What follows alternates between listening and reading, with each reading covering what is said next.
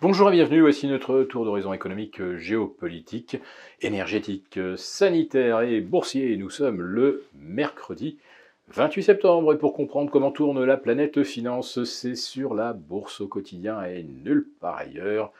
Et l'épisode du jour s'intitulera « L'ère soviétique des banques centrales est bien avérée ». Qu'est-ce que je veux vous signifier par là? Eh bien que ce sont plus que jamais les banques centrales qui font la pluie et le beau temps sur les marchés. Tous les marchés, y compris l'immobilier. Parce qu'en France, figurez-vous que c'est la BDF, M. Villeroy-de-Galhau, qui a la haute main sur le crédit immobilier. Eh bien, la question là, elle est réglée. La question elle est vite répondue. Il n'y a plus de crédit immobilier, il n'existe plus, avec des taux courts à 2,30 et des taux longs à 2,80. Puisque comme vous le savez, le taux d'usure est à 2,57, vous rajoutez entre 0,5 à 0,7% d'assurance et environ 0,15 ou 0,20 de frais divers. Et vous voyez que même avec le meilleur profil d'emprunteur, chirurgien, dentiste ou je ne sais pas quoi, spécialiste de l'import-export, de gadgets électroniques, eh bien, vous ne pouvez plus passer en dessous des 2,57 si vous demandez un crédit immobilier. Donc c'est fini, il n'y a plus de crédit. Sauf si la Banque de France décidait vendredi de remonter non pas de 50 points, parce qu'à 50 points il n'y aura toujours pas de crédit, il faudrait qu'elle remonte d'au moins 75 points le taux d'usure, autrement dit de 30% d'un coup. Allez, je referme cette parenthèse, je reviens à l'ère soviétique des banques centrales. Bien. Elles nous annoncent qu'elles vont aller jusqu'à provoquer une récession pour avoir la peau de l'inflation. Elles sont en train d'avoir la peau des marchés et la Banque centrale a eu la peau de la livre sterling.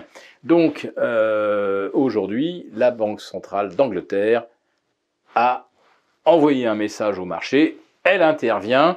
C'est peut-être le rétablissement du quantitative easing. Je ne sais pas encore, je n'ai pas les détails, mais en tout cas, le résultat, c'est que ça commence à faire remonter la livre et la bourse de Londres d'environ 1,5% par rapport à ces planchers du jour.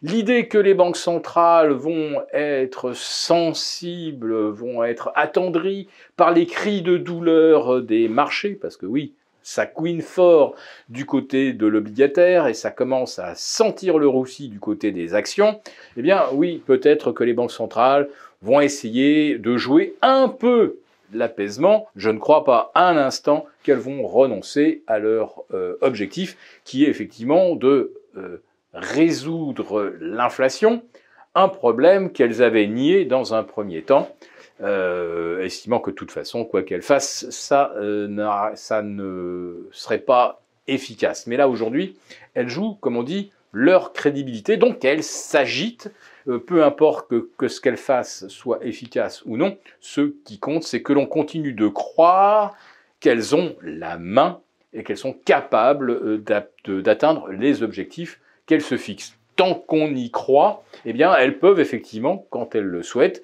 nous soulager un peu en nous disant que, bien sûr que non, elles ne veulent pas des récessions et une flambée du chômage, elles veulent juste avoir la peau de l'inflation.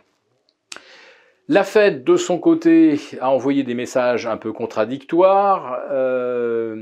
Monsieur Bullard annonce qu'il y aura bien au moins 100 points de hausse supplémentaire d'ici la fin de l'année. Et un de ses collègues a dit que, à un moment, il faudra que la Fed fasse une pause. Alors, je rembobine un peu. Il y a une semaine, depuis que les taux se sont mis à flamber, c'est quoi l'anticipation? C'est 75 points de mieux à nouveau le 2 novembre, et encore 50 points au mois de décembre, et encore peut-être 50 points au mois de janvier, et peut-être on finit avec 25 points. Tout ça, donc, sur une séquence ininterrompue. Donc d'un côté, vous avez M. Bullard qui nous dit que oui, il y aura au moins 100 points d'ici la fin de l'année, donc ça confirme bien 50 plus 50, voire 50 plus 75, mais vous en avez un autre qui vous dit que après le mois de décembre, peut-être qu'on va faire une pause. Ah bah la pause, le marché, il achète tout de suite l'hypothèse. Hein. Et ça tomberait bien, puisque le S&P vient justement de tester un très important support horizontal, son plancher annuel, les 3625-3630. En cours de nuit, on est même allé à 3602. Donc vraiment, là, les algos, ils fonctionnent. C'est comme du papier à musique. D'ailleurs, c'est quelque part aussi mathématique que de la musique. Donc, les algos savent où sont les supports. Sur le CAC 40, cherchez pas le support des 5650. Hein, vous n'allez pas le trouver. Non, ce que vous trouverez à 5650, c'est tout simplement le fait qu'on a... on a corrigé de moitié la hausse du 18 mars 2020 au 5 janvier 2022. Donc on est quand même sur des points importants. Le CAC 40 en est à sa 10e séance de baisse sur une série de 11. On est sur des niveaux de survente absolument historiques. Donc il suffit maintenant qu'une banque centrale, puis une deuxième banque centrale ouvre sa bouche pour nous raconter des douceurs. Et on aura l'occasion donc de rebondir de façon sympathique. Ouais, sympathique, mais n'oublions pas quand même que nous sommes dans un régime soviétique où ce sont bien les banques centrales qui nous baladent comme elles le souhaitent, et ce n'est évidemment pas ça un marché, ce n'est évidemment pas ça le capitalisme. Si cette vidéo vous a plu, n'hésitez pas, mettez-nous un pouce et rendez-vous avec nos abonnés affranchis vendredi pour un live.